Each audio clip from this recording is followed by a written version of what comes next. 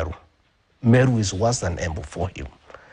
If he succeeds now in removing Mother Kome, the people of Meru will even be more wild. They will be more hostile. And I was saying, Mr. President, because you don't listen. Okay. I tried to advise you, did not listen to me. Now you are struggling. You are begging Raila Odinga to save you, to hold your government together.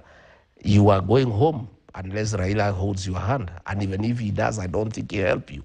If you go ahead with this scheme with your Mr. Yesa and succeed in removing Mother Kome, if you dare come to Meru, okay, you will have a reception that is very cold, that is very indifferent, and it's not good. And why I was saying that, why do I say that, Rogers? The institution of the presidency is very important for this country, and is a symbol of national unity.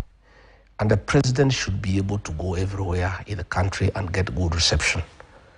When people start refusing to listen to condolence messages from our president, it really demeans the institution of the presidency. I would one day want to be president. I would want that institution to be held in high esteem. So it is also my duty as a citizen. It is civic duty. Okay. Where I find the institution of the presidency will be demeaned by acts of the president, okay, to advise him to think twice of removing Justice Mother Kome. Again, I also want to advise him, please stop disbanding the Supreme Court.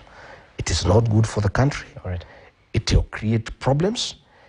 People will have serious doubts about the 2027 general elections, because if you put a bench that you have crafted, we already start going to the elections with a lot of doubts. And once people don't believe a process will be fair, we start on bad foot.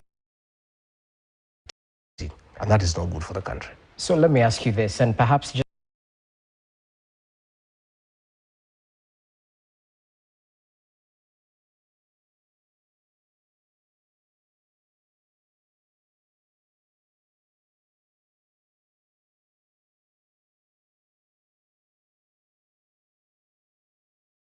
ethnic godfathers, perhaps hinting that, the judiciary is apolitical. Politicians shouldn't perhaps interfere with the runnings of this independent arm. Mr. Yesa cannot have a different opinion. He is an employee of President William Ruto. President William Ruto wants to remove Mother Kome and the other 6 judges from the Supreme Court. So his work is to defend. But automatically. But the question... But I'm asking, he's trying to say that my defense of Mother Kome is ethnic. I want to ask Mr. Yesa, when I said that the Director General of the National Intelligence Service is incompetent, members of the Somali community came out with fury to defend him. I never heard Mr. Yesa say that is ethnicity. When ODM members threatened to remove Speaker Moses Wetangula, members of the Luhya Nation from Western Kenya came out in numbers to defend Moses Wetangula. I never heard Mr. Yesa say anything. But when the people of Mount Kenya see that there is a problem here and one of our own is being victimized, then he says it's ethnicity. Yet himself he is one of us. But two wrongs don't make a right. But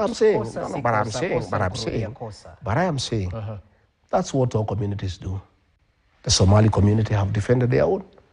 The Luhya people have defended their own. There is nothing wrong with Rigathi Gachagua defending his sister.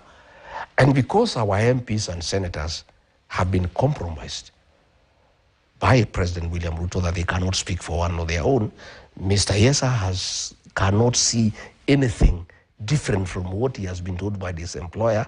Somebody must speak also for the mountain people. Okay. And I really have no apologies, because I'm not the only one. When the Somalis defended their own, nobody raised an issue. When the Westerners defended their own, nobody raised an issue. And this is what is happening, Rogers, in this country. That The only people who cannot defend their own are the Mount Kenya people. It is called tribalism. But when other